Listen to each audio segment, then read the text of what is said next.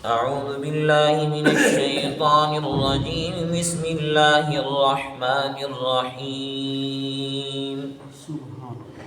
فأما الإنسان إذا ما ابتلاه ربه فأكرمه ونعمه فيقول ربي أكرمن وأما إذا ما ابتلاه فقدر عليه رزقه فيقول ربي أهانن كلا بل لا تكرمون اليتيم ولا تحاضون على طعام المسكين وتأكلون التراث أكلا لما وتحبون المال حبا جما كلا إذا دكت الأرض دكا دكا وجاء ربك والملك صفا صفا وجيء يومئذ بجهنم يومئذ يتذكر الإنسان وأنى له الذكرى يقول يا ليتني قدمت لحياتي فيومئذ لا يعذب عذابه أحد ولا يوثق وثاقه أحد صدق اللہ العظیم. بہرحال انسان جب اس کو آزماتا ہے اس کا رب کہ بس اسے عزت دیتا ہے اور اسے نعمت دیتا ہے تو پھر کہتا ہے وہ انسان کہ میرے رب نے مجھے عزت دی ہے. اور بہرحال وہ آدمی کہ جب اس کا رب اسے آزماتا ہے کہ اس پر اس کا رزق تنگ کر دیتا ہے پھر وہ کہتا ہے آدمی کہ میرے رب نے مجھے ذلیل کر دیا ہے.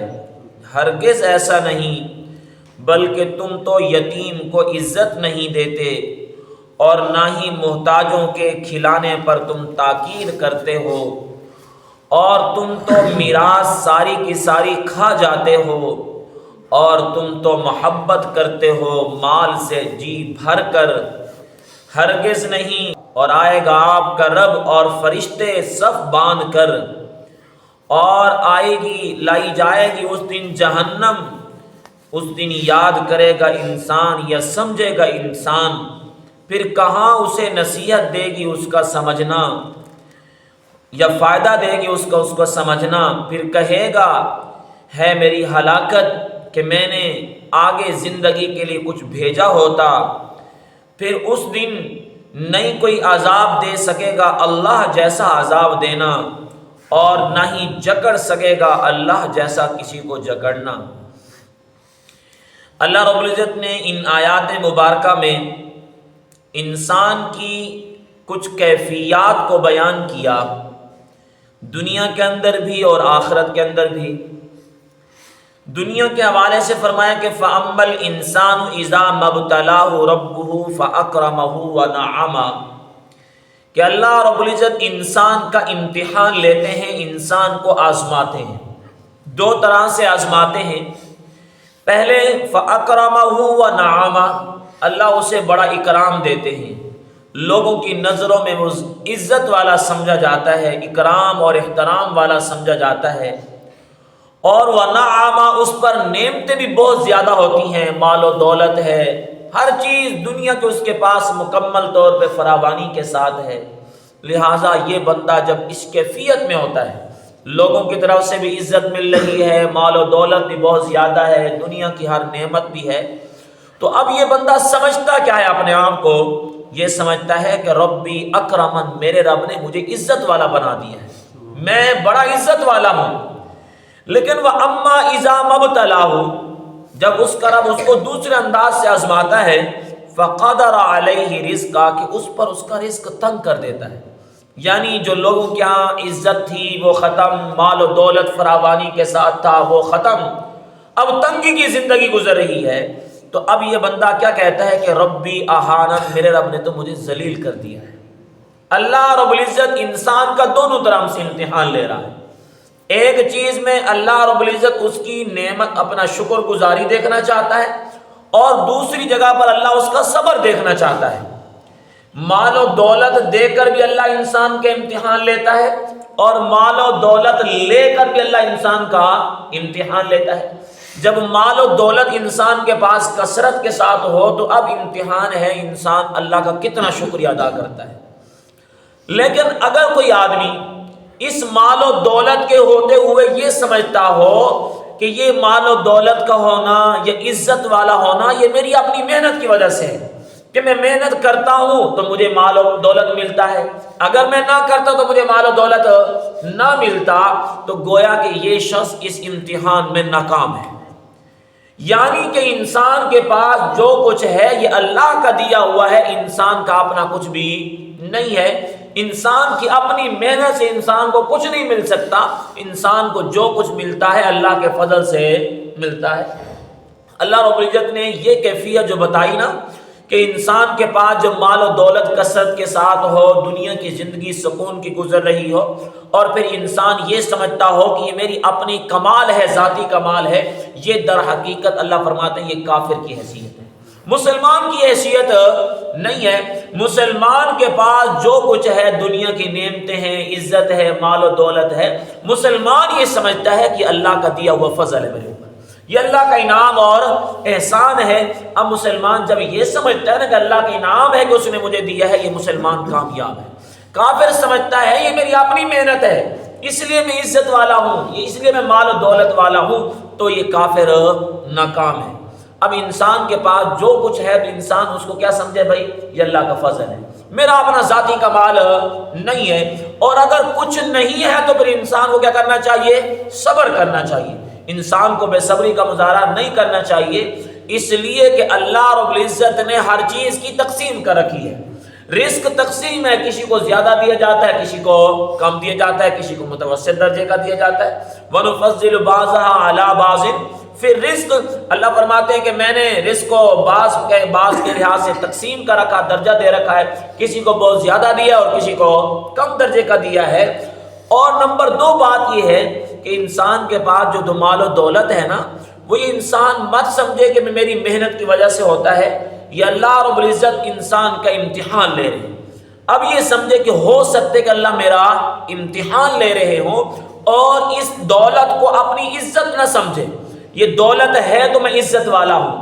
عزت وہ ہے جو اللہ رب العزت نے قرآن میں بتائی ہے کہ ان اکرمکم عند اللہ اتقاکم، تم میں جو متقی آدمی ہے، پرہیزگار آدمی ہے، وہ عزت والا ہے۔ دولت والا عزت والا نہیں ہو سکتا۔ اللہ کی نظر کے اندر تقوی والا عزت والا ہے۔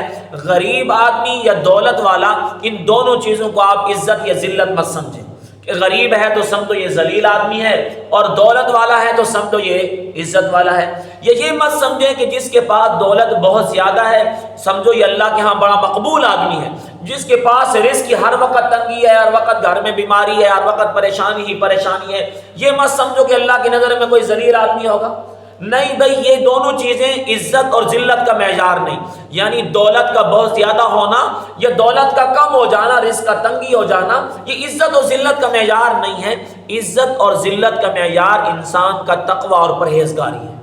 عزت اور ذلت کا معیار اللہ کے ہاں اس کی فرما برداری اور نافرمانی ہے۔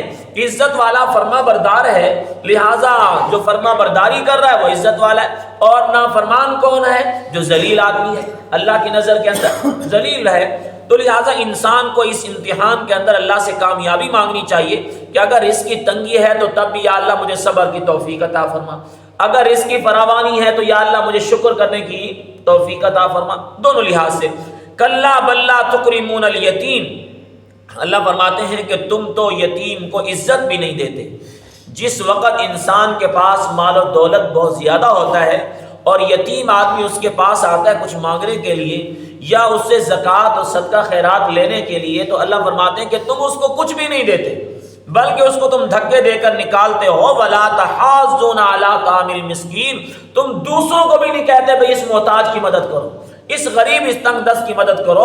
اور فرمایا کہ وَتَأْكُلُونَ التُّرَاثَ أَكْلًا لَمًّا، تم تو ساری کی ساری یتیموں کی میراث بھی کھا جاتے ہو. تم کیسے سمجھتے ہو کہ دولت والا عزت والا ہے؟ یہ تو ظالم ہے جس کے پاس دولت بہت زیادہ ہے. اور اللہ کے نبی علیہ السلام کی حدیث ہے نا، آپ نے ارشاد فرمایا کہ جو مہاجر ہجرت کر کے مدینہ سے مکہ سے مدینہ تجیبہ میں آئے، فرمایا کہ غریب مہاجر مالدار مہاجروں سے جنت کے اندر 40 سال پہلے جائیں گے. اب ذرا اندازہ لگائیں کہ یعنی عزت اور ذلت کا میں یہاں پر دولت نہیں بتایا گیا، یہاں پر در حقیقت تقوی اور پرہیزگاری بتایا گیا ہے. تو جو لوگوں کا مال کھا جاتے ہیں، میراث کھا جاتے ہیں، وَتُحِبُّونَ الْمَالَ حُبًّا جَمًّا، اور اللہ فرماتے ہیں کہ تم تو جی بھر کر دنیا کی دولت سے محبت کرتے ہو. یتیموں کا حق بھی کھا گئے اور مال و دولت بھی جو ہے نا لوگوں کا میراث بھی کھا گئے، اور اس نے فرمایا دوسروں کو ترغیب بھی نہیں دی ہے. ایسے لوگوں کو چاہیے کہ ذرا سوچیں، اذا دکت الارض دکن دکا، جس وقت فرمایا اپنا زمین کو کوٹ کر اللہ کے سامنے لایا جائے گا. اللہ کے سامنے لانے کا مطلب یا زمین کو کوٹنے کا مطلب در حقیقت قیامت کا زلزلہ ہے. یعنی وہ وقت سوچے کہ جس وقت زمین ہلائی جائے گی، زمین کے اوپر زلزلہ آئے گا. وَجَاءَ رَبُّكَ وَالْمَلَكُ صَفًّا صَفًّا، آپ کا رب بھی آئے گا اور فرشتے بھی سب باندھ کر آئیں گے. اللہ کے سامنے یہ فرشتے بھی کھڑے ہوں گے. اور وَجِيءَ يَوْمَئِذٍ بِجَهَنَّمَ، فرمایا کہ اس وقت جہنم کو بھی پیش کیا جائے گا، کیونکہ جہنم 7 زمینوں کے نیچے ہے، اور یہ جہنم اللہ کی عدالت میں پیش ہوگی. سمندروں کے اندر آگ لگ جائے گی اور یہ جہنم بھی پیش ہوگی. یومئذ یتذکر الانسان، اس منظر کو دیکھ کر کہ زمین پر زلزلہ ہے اور سورج بے نور ہو گیا، ستارے جھڑ گئے اور جہنم کو لایا گیا، اس منظر کو دیکھ کر یوم یتذکر الانسان، انسان کہے گا کہ کاش یا لیتنی قدمت لحیاتی، میں اپنی زندگی کے لیے کچھ آگے بھیجتا. آج انسان کو سمجھ آئے گی، لیکن اللہ فرماتے ہیں وَأَنَّا لَهُ الذِّكْرَىٰ، اس سمجھنے کا کیا فائدہ؟ جو آج سمجھ رہا ہے، آج جو ہے نا یہ ڈر رہا ہے اور خوف کر رہا ہے، اس سمجھنے کا کیا فائدہ؟ فَيَوْمَئِذٍ لَا يُعَذِّبُ عَذَابَهُ أَحَدٌ، لوگوں جیسا عذاب پھر اللہ دے گا نا، اس جیسا عذاب کوئی نہیں دے سکتا. وَلَا يُوثِقُ وَثَاقَهُ أَحَدٌ، جیسی سزا اللہ دے گا، جیسا جکڑنا اور پکڑنا اللہ کا ہے، پھر اس جیسا پکڑنا کسی اور کا نہیں ہو سکتا. تو انسان کو دنیا کی دولت بھی بتا دی، یہ بھی مت سمجھو کہ دنیا کی دولت ہماری عزت ہے، اور آخرت بھی بتا دی ہے کہ انسان آخرت و دن دیکھ کر خود فیصلہ کرے گا کہ میں کاش کہ دنیا کے اندر کچھ سمجھ جاتا، میں کاش کہ دنیا کے اندر جو ہے نا اپنی آخرت کی تیاری کر لیتا. لیکن اس وقت کا افسوس کرنا اللہ خود بتاتے ہیں انسان کے لیے کوئی فائدہ نہیں ہے. تو گویا کہ انسان کو یہ افسوس اور یہ کوشش دنیا کے اندر کرنی چاہیے کہ میں دنیا کے اندر رہ کر آخرت کی تیاری کر لوں. اللہ عمل کرنے سمجھنے کی توفیق عطا